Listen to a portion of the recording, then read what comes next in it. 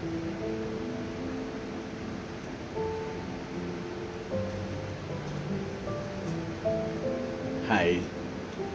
this is Felbert again. I'm a teacher, I'm an artist, a filmmaker. I freelance as internal and external auditor, and I'm occasionally into acting. So, about 3 years ago, when I was rushed to PGH because of my suicide attempts twice, I was finally seen by a psychiatrist, uh, given all the laboratory tests following my stay in PGH. So I was pronounced uh, a bipolar case, bipolar disorder 1. So 2 years before that, I guess in 2020 or 21, I sought help from a psychiatrist, and I was tentatively diagnosed with an adult ADHD induced bipolar. Okay, so while doing the consultation, they kind of like mm, had me talk about my past, my childhood, and all that. But having been able to prescribe me meds for that matter, there was no mention of childhood traumas causing all this. But I was given prescriptions or meds that are uh, what you call this?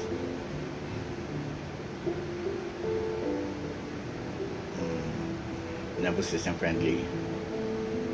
Okay, so it said that, well, it Dr. Gabor Mate, which I discovered from YouTube, was telling that all this irregularity and sort of addictive behaviors are emanating from a childhood trauma that's unhealed for a while. So, and I believe him for that. And he is saying that the childhood trauma seem to have been embedded in the nervous system.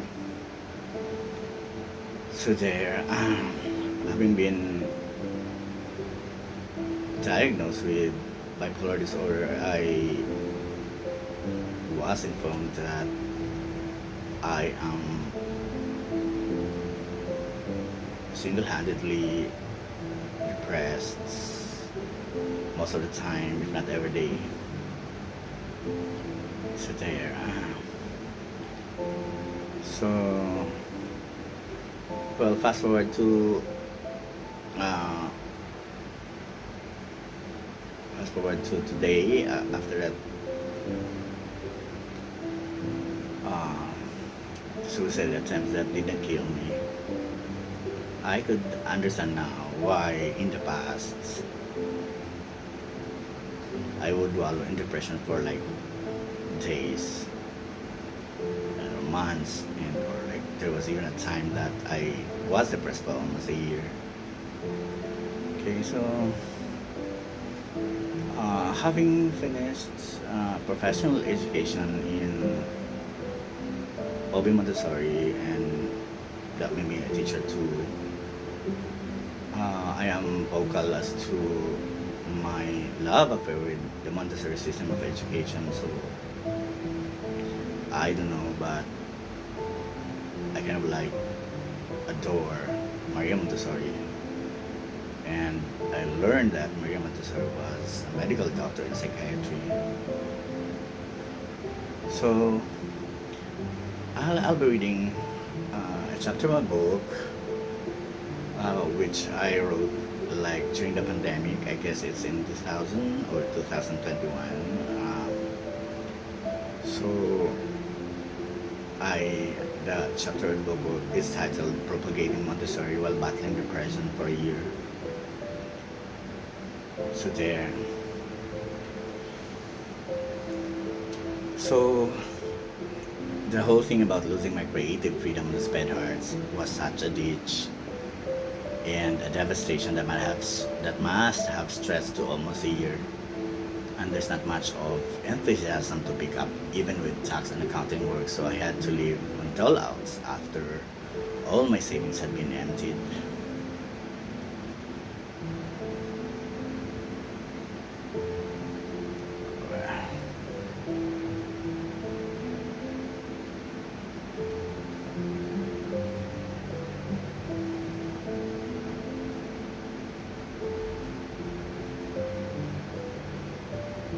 Sorry, but I have to read uh, what's in the chapter, so please bear with me.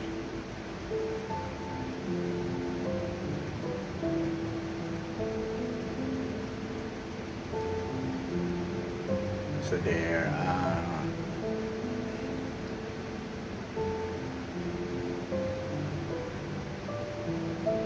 so life was all difficult and painful because I had folks too, or had people in my house that depended on me despite my situation.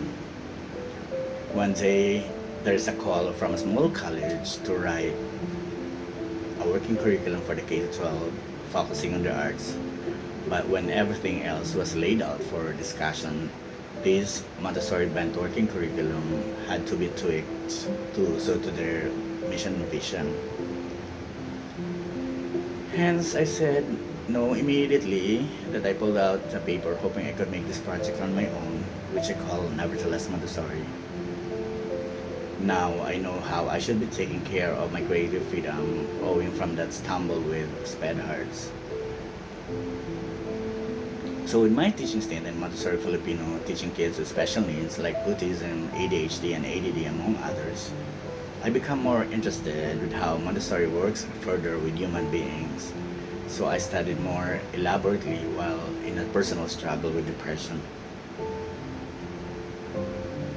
Hence, living the Montessori way at the height of my depression made me realize that what is most crucial in life is living the person that we are to the fullest. Is living the person that we are to the fullest. So we have to always remember that we cannot really fully live life without us living our core. Like the special children, for example, during my immersion with them, they kind of experience regression once they are not prompted with things that they are accustomed to having and or doing. Hence, it's also expected that in dealing with them, we should treat them like they are normal human beings with different set of geniuses. Because to be honest, there are things that the best can do, while normal ones cannot. And they so stand by that strongly. They really want to do things that they do not like to do, or they so tantrum awkwardly just to express how they dislike something, or how a certain thing is not to their favor. Partly, kids kids ages 3 to 6 years old are also like that. Observe them in a Montessori class and you'd be amazed at their concentration doing the words they choose. So, propounding this continuum of the Montessori tenet, human beings are all bound to sculpt their own lives with reference to their own strength, their core, and their truth. Hence, letting them live life different from what they so desire is like telling them to kill themselves, such that parents and acting life coaches and guardians must thus have respect to what their children are so embarking into with life.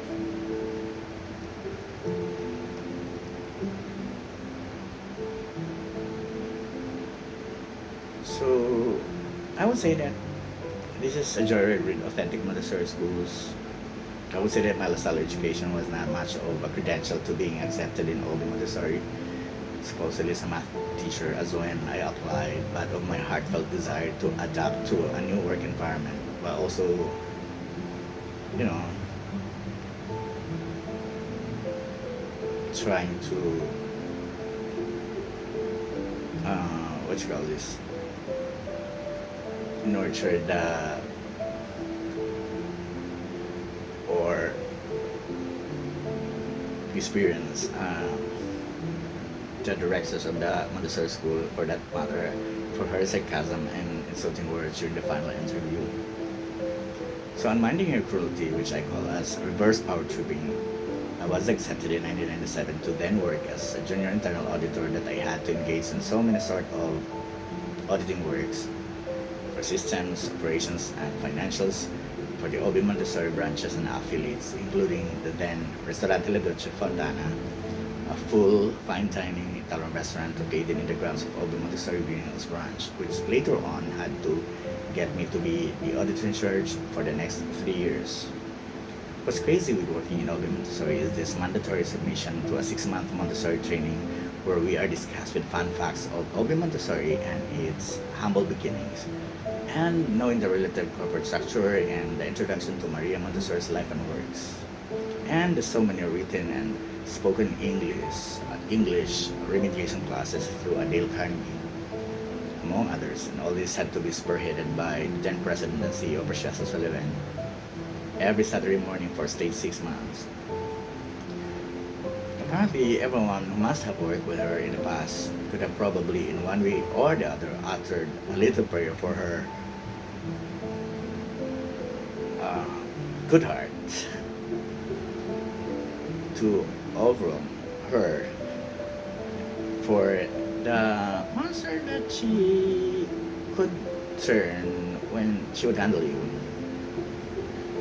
I had likewise been put to test so many times, and I was a recipient of cruel and humanizing words that I just lost count on them for my 5 years. But never did I hate her or resent her for that. Instead, I had been much grateful for the truth I was seeing all throughout, as she could really feel that she was never power tripping in the truest sense of the word. She had to pound you to get rightfully empowered so you could be able to articulate your own truth in due time. Seeing light in Montessori with a 6-month training was not as crucial as embarking into a professional education class to legitimize my part-time college teaching in the then Obi Montessori College, as I replaced an internal audit manager who migrated to the US. So during the time, Obi Montessori, or the president herself, Precious Sullivan as we finally call her, or PSS, strongly advocates for man-mix and self-working Montessori philosophy that they could accept teacher applicants who were non-education graduates with much potential but had to later submit to a Montessori training for the next 2 years. Hence, I had to follow suit when they also got me as a part-time college teacher handling food management students, teaching cost control and inventory management. I was already the auditor in charge, Restaurante La Dolce Fontana, and later on finance and accounting operations for Montessori schools, as I already rose to being senior internal auditor of Obi Montessori branches and its affiliates.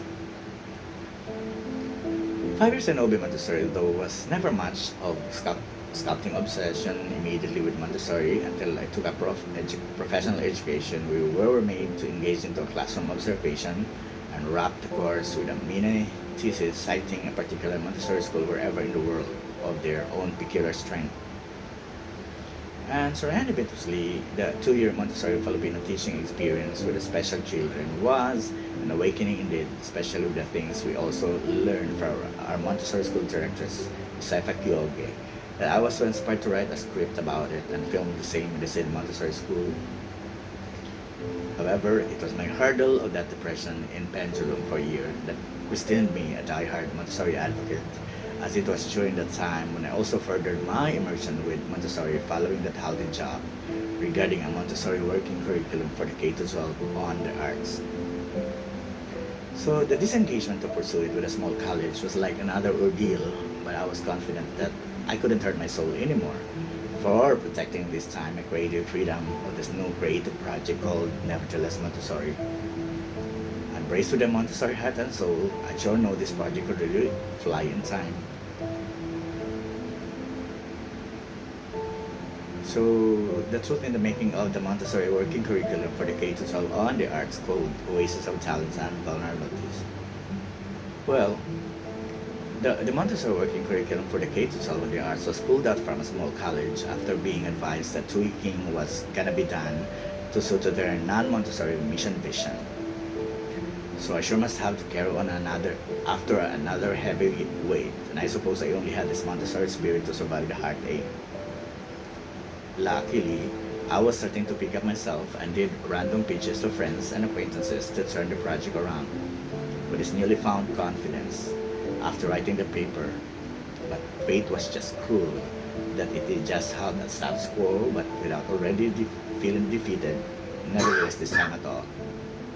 Hence, I had to be up to this as the project was so about me as I scribbled it.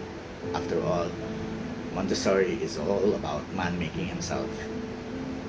Or to put it in perspective, it's about drumming up the human spirit to see our own individual strength.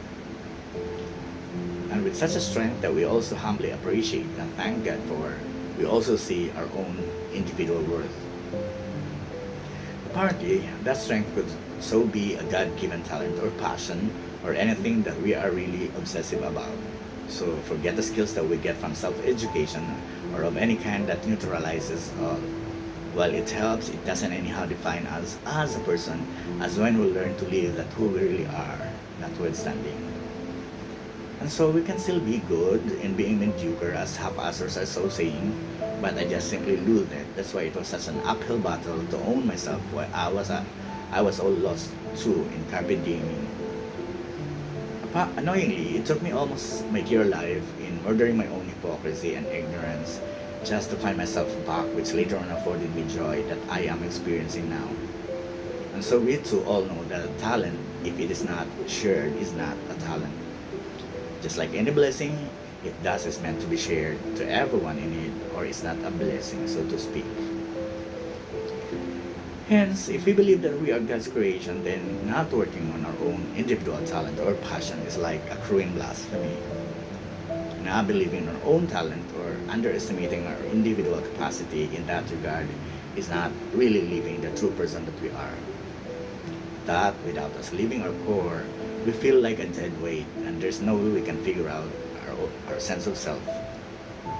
And to be honest, this is so pathetic a reality because without us living who we are, there's never any way we can experience this truth with joy that Montessori is so articulating.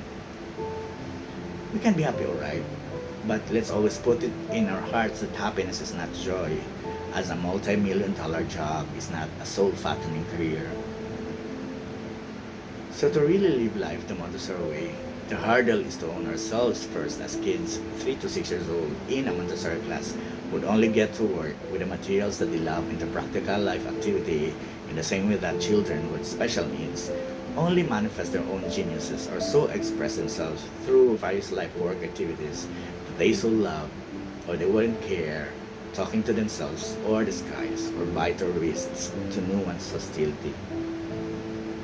Or we may like to get confronted with the truth, delving on the statistics of suicide among teenagers or even adults. Since time immemorial, there's always this relative pressure of parents wanting the children to be like them, to be doctors or say, then becoming a lawyer too, because everybody in the family just happened to be brilliant lawyers indeed. And luckily, this good son actually just wanted to be a makeup artist and in a limbo after a while for being a disgrace to the family. This obedient son would sure think death could be refuge.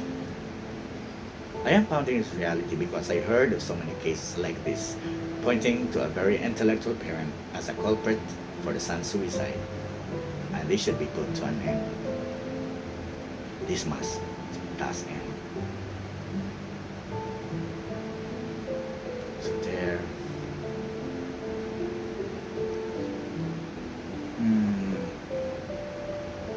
So I'll read chapter 10 of my book, so Nevertheless Montessori, A House of Joy.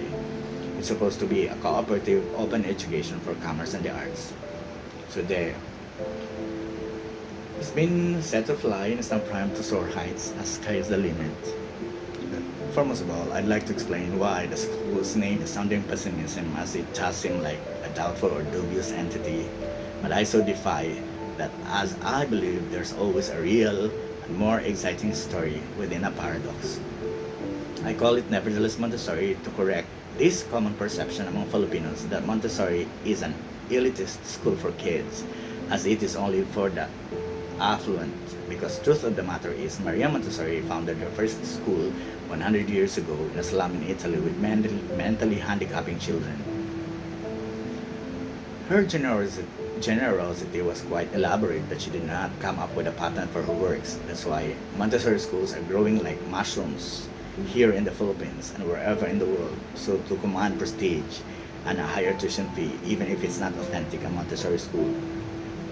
Secondly, since the paper was supposed to be about K to 12, then this sure would have been considered as a collegiate endeavor, since ages 16 to 18 years old is already past early instinct of the sensitive period of the Montessori philosophy. However, 16 to 18 onwards remains under sensitive period for economic independence and relative vulnerabilities. So when this direction that after graduating senior high from the K to 12 program, a diploma is supposed to democratize employment opportunities for the arts track, with its content being 50% filmmaking and 50% with the other arts. And testing waters for marketability, always remember that Montessori is a global brand.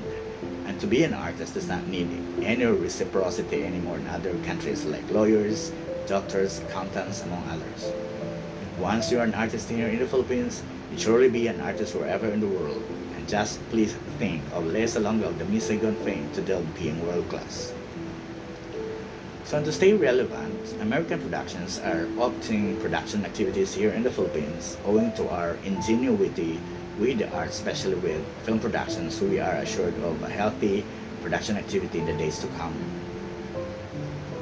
Also, I call the working curriculum Oasis of Talent and Vulnerabilities, or OTV, with optimism that our enrollees or students would really be artists, or we sure should train other interns in the same way we really do things in actual production, therefore respecting art as a discipline and a profession. And since Montessori believes in mentorship and personal coaching plus immersions, this man makes himself experience is the best teacher rationally, then this Montessori laboratory school is just apt to render an open and or a blended learning. Of course, there's always this pen and academic remediation and tutoring as part of their revenue stream, as Montessori started with special children. Hence, the Sanctuary for the Stumble will leverage this method of Montessori for experiencing healing and therapy for mental health issues. To be honest, having achieved this from time to time, I actually got a handful of true and honest accounts of love, peace, and healing, employing the method with special children, and even the normal ones, which I wish to share in a separate platform. Also, I have been convinced to call this a house of joy after experiencing sort of enrichment with spirituality, as I propagate Montessori at random, because facilitating kids and human beings in general to work on things they love, see their strength, and live their core through the process is indeed a win-win situation. Even in our daily life, doing the things that we love to do would surely or would really give us a taste of sobriety for other things that so far-fetched. And this sort of instrumentalizes normalization in the Montessori philosophy, which affords joy as we progress and push forward with life, and as long as we live our core. With this in mind and heart, and keeping Montessori a way of life, there would surely be a more spiritual enrichment and awakening that discerns normalization in life to be only achievable when we do the things or works that we love to do. So there, Godspeed Montessori.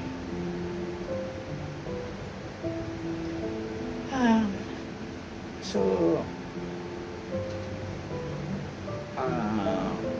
what can I say? I'm confronted with the reality that regardless when I pursue my master's degree for or MBA for that matter, or any masteral education. I could not be teaching anymore because of my tattoos all over my body. So it's very sad, and I don't know what else to do, but I guess I love teaching so much. Uh, so after talking to my dean and with the SAI, she told me that uh, she could see from when I applied at the SDI in 1999 that my strength is really about it's really into talking than writing. So I'm kind of inspired to pursue, I don't know, maybe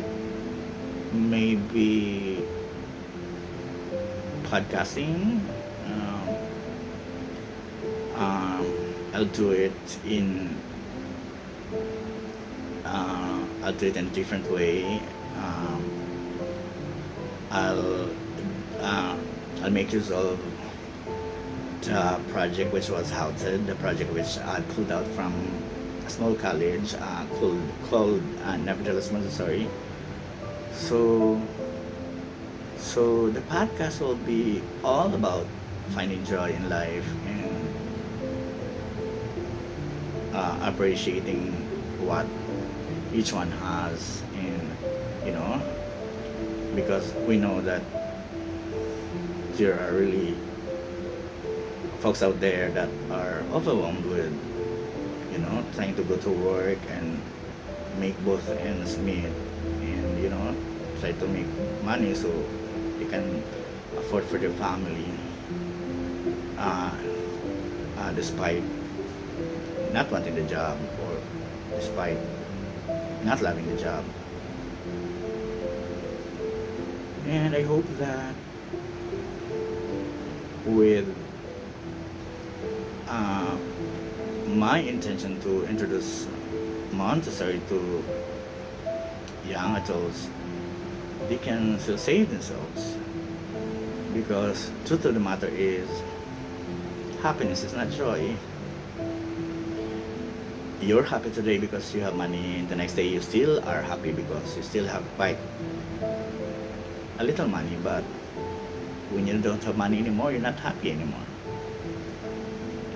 But I feel like when you have joy in your life, you do what you love to do, and you're doing the things that you love to do,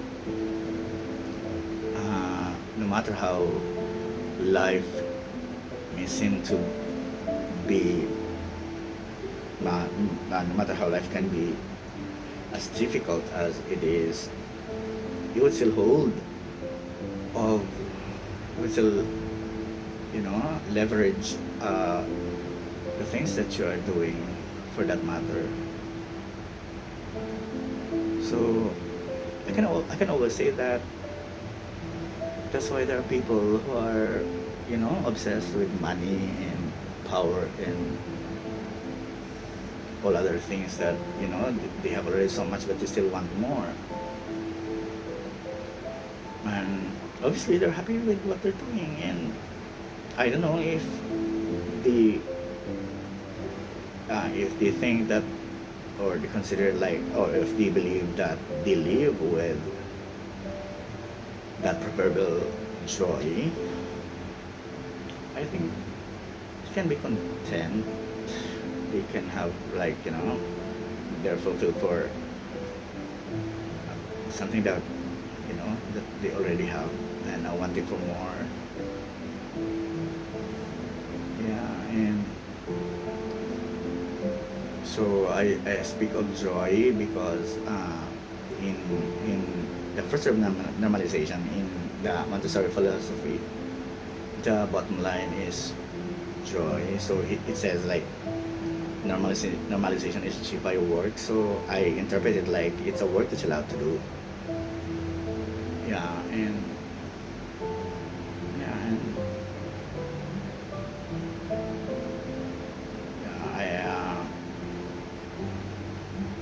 yeah, I hope we can still talk about the Montessori system of education the way I see it, because to be honest, there are so many uh, Montessori schools here in the Philippines. You can see them mushrooming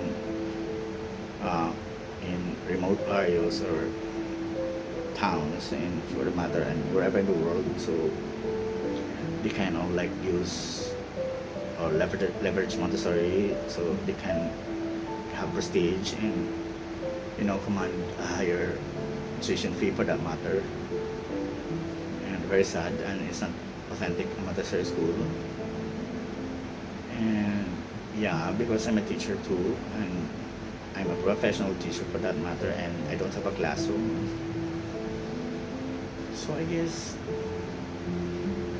I hope I can make use of my being a teacher into this podcast that I'm planning to do. I don't know. I'll make it in this language, like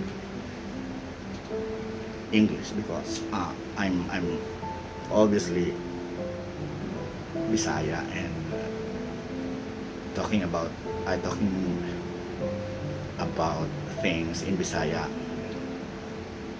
will only confuse our narratives, and I know I can't do that in straight Tagalog as well. So I hope I know people, no matter how honest your intentions are, people can still talk about you, bad things, and all that, and you know, I don't mind. I don't mind being, being thrown bad things on the way I talk, because I admit that I'm Cebuano, and I can't speak straight Tagalog, so I talk in Tagalog, obviously Bisaya. So I don't mind people calling me trying hard, but uh, well, uh, with my humble experiences in teaching, I hope I can pull this through. I know I am enough. I don't know. So there, good luck to me. Uh, I'm excited. I don't know. I don't know. I don't know what are the things in line for me, but I'll be talking about nevertheless Montessori and finding joy in life. So there. I hope I'm alright. I'll be seeing you around. Thank you very much. Bye.